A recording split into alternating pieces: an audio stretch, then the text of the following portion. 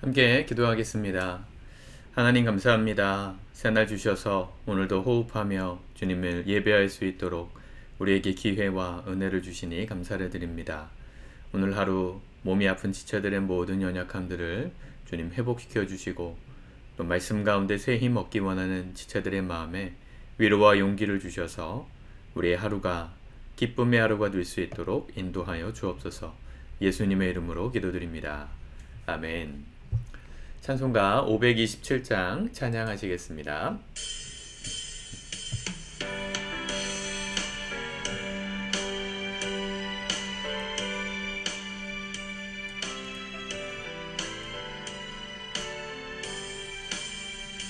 어서 돌아오 어서 돌아마노 진 죄가 아무리 무겁고 크기로 주 얻지 못함당하고 못 받으시리요 우리 주의 넓은 가슴은 하늘보다 넓고 넓어 어서 돌아오 어서 돌아마노 우리 주는 날마다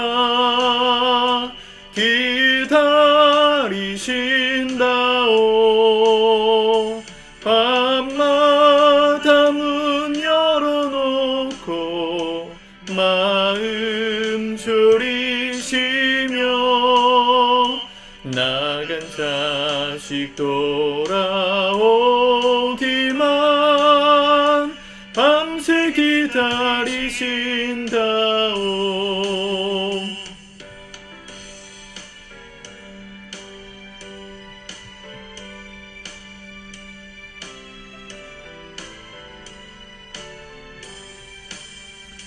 어서 돌아오 어서 돌아마노 채찍 맞아 아파도 주님의 손으로 때리시고 어루만져 위로해 주시는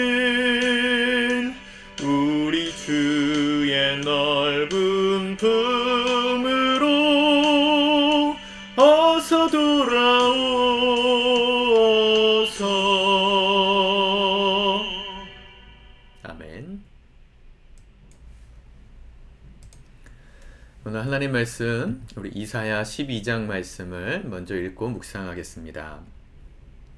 12장 감사 찬송.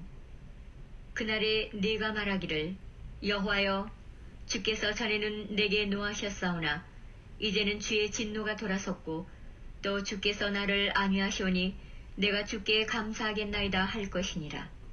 보라 하나님은 나의 구원이시라. 내가 신뢰하고 두려움이 없으리니 주 여호와는 나의 힘이시며 나의 노래시며 나의 구원이심이라.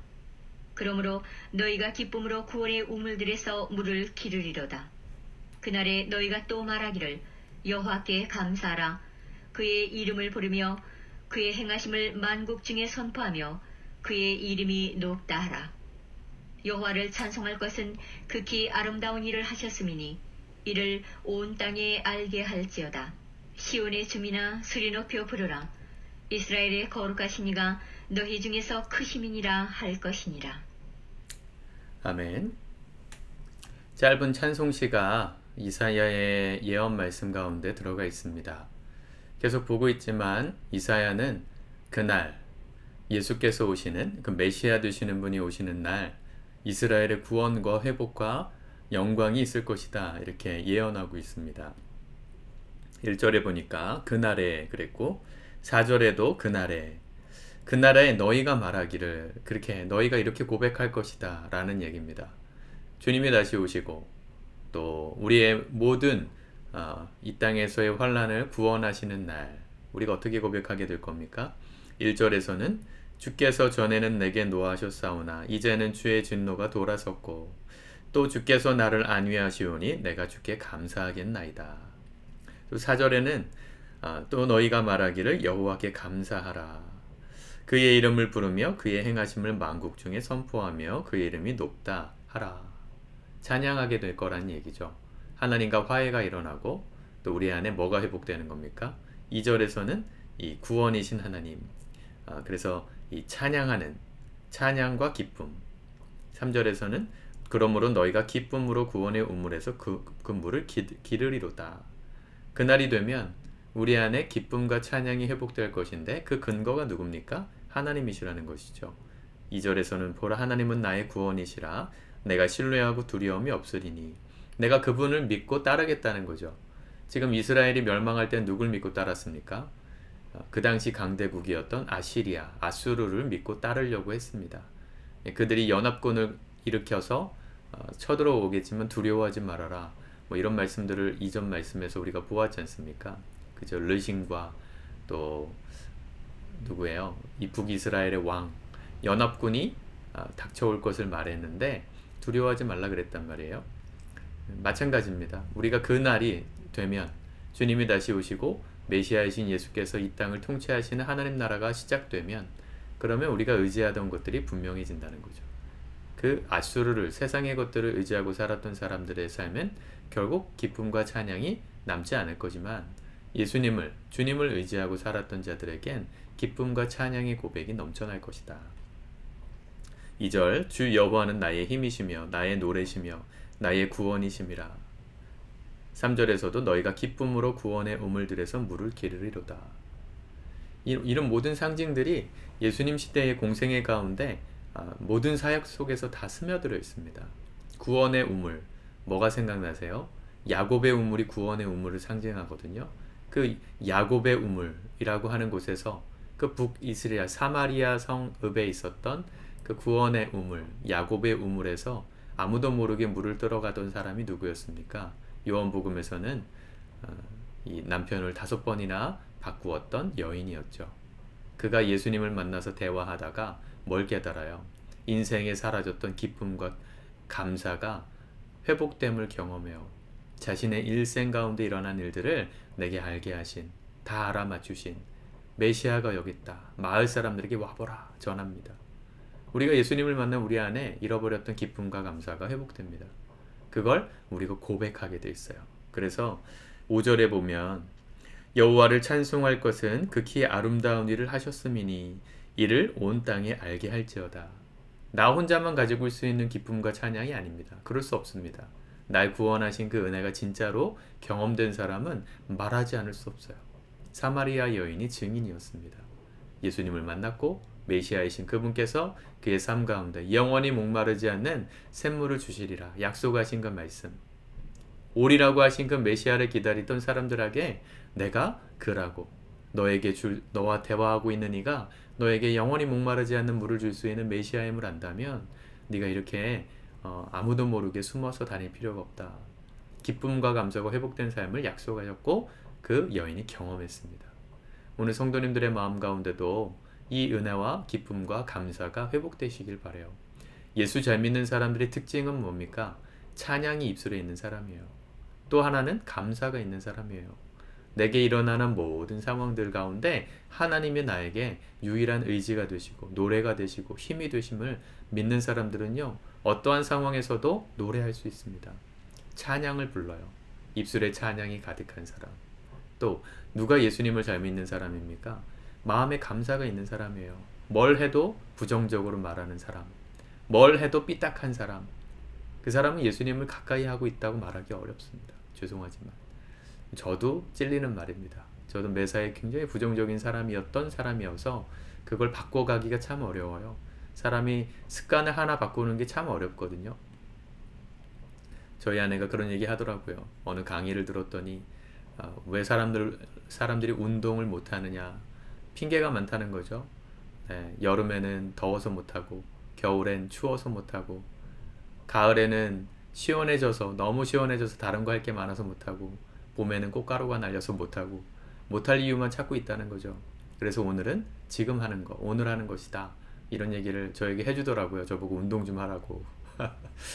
습관 바꾸는 게 참 어렵습니다. 아는데 안 바뀌어요. 안 바뀐다고 포기하실 겁니까? 아니죠. 자꾸 노력하고 시도해보고 내 습관을 작은 변화를 시도하는 것. 그게 꾸준히 우리 안에 일어날 때 운동하는 체질로 바뀌어가는 것이고 건강한 삶으로 바뀌어가는 거잖아요. 생각도 마찬가지입니다. 뭘 보더라도 부정적으로 보는 연습이 된 사람은 항상 부정적으로 말합니다. 하나님을 믿어도 감사가 없어요. 여러분들의 삶에 지금 말하는 습관, 생각하는 습관 어디에 더 가까우십니까? 하루를 살아도 찬양과 감사가 넘쳐났다. 그렇게 말할 수 있는 삶이었습니까? 아니면 불평과 원망과 부정적인 말들이 가득했던 삶입니까? 자책하시라는 얘기가 아니라 그런 걸 바꿔가시라는 얘기예요. 그런 우리의 삶이었구나 깨닫고 이젠 그렇게 살면 안 되겠구나. 왜요? 우리는 예수님을 만난 사람들입니다. 그 날을 본 사람들입니다. 이사야는 700년 전 예수님이 오시기 700년 전에 이것을 예언하면서 그 날을 보고 싶어도 볼 수 없었어요. 그런데 예수님을 2000년 전에 만났던 사람들, 그들 안에 이 복음의 영광이 기쁨과 감사가 회복되기 시작했고 그걸 사람들에게 전하기 시작했고 오늘 우리에게까지 이 복음이 전해진 것입니다. 이제 우리의 차례이죠. 우리를 통해서 이 복음의 빛이 우리 주변에 흘러가야 합니다. 다르게 흘려보내는 게 아니라 나의 입술의 감사와 찬양과 기쁨을 통해 예수님 믿는 게 이렇게 좋다는 것을 나타내고 자랑함을 통해 흘러가는 거예요. 우리가 전도 폭발, 전도하는 방법을 배우면 물론 더 잘할 수 있겠지만 그게 중요하지 않아요. 여러분들의 말과 행동을 여러분들의 주변 사람들이 다 보고 있습니다. 그들을 통해서 그들의 평가가 여러분들의 신앙을 드러내는 겁니다. 우리 이대리는 정말 기쁨과 감사가 있는 사람이야. 정말 교회 다니는 사람은 다르구나. 이게 하나님의 이름을 증거하고 나타내고 전하는 거예요. 근데 아무리 봐도 저 사람은 부정적이고 매사에 짜증이 가득하고 화가 많은데 교회를 다닌대. 교회 다니는 사람들은 별 볼 일 없구나. 그러면 하나님의 영광이 가려지는 거겠죠. 그래서 우리가 연습해야 되는 겁니다. 훈련해야 되는 겁니다. 자꾸 말하는 것도 생각하는 것도 주님 기뻐하시는 방향으로. 아무 일이 없었던 것 같아도 하루 동안 있었던 감사의 이유들을 찾아보시면 감사한 게 있어요. 저희 아내가 요즘 저희 아기하고 마음이하고 잠들면서 늘 감사했던 일을 한 가지씩 두 가지씩 이렇게 나누고 자더라고요. 아기에게 물어봐요. 오늘 뭐가 감사했어? 그럼 마음이가 대답해요. 오늘 아빠랑 놀아서 감사했어. 친구들하고 놀아서 감사해서. 대부분 노는 게 감사한데 여러분 우리가 그런 습관이 되게 중요합니다. 왜냐하면 그렇게 감사했던 기억을 가지고 잠에 들어가면 잠도 평안해요. 여러분 우리의 삶에 훈련이 필요한 줄 믿습니다. 오늘 말씀을 붙들고 그날에 주님을 만난 사람답게 우리 입술에 찬양이 있고 기쁨이 있고 감사가 있고 그것을 전하는 삶이 될 수 있기를 주님의 이름으로 축복합니다. 기도합시다. 하나님 감사합니다. 오늘도 우리의 입술에 찬양과 기쁨이 충만하기 원합니다. 주님께서 우리에게 행하시는 것들을 눈을 크게 뜨고 바라보며 사소한 것 하나에도 주의 손길을 경험하며 느끼며 이 하루도 주님을 만난 사람들답게 우리가 누리고 있는 복음의 영광을 우리가 만나는 모든 세상 가운데 흘려보내고 전하는 복음의 사람들 다 되게 하옵소서. 우리가 그렇게 훈련해 가기를 오늘도 힘쓰기를 원하며 예수님의 이름으로 기도드립니다. 아멘.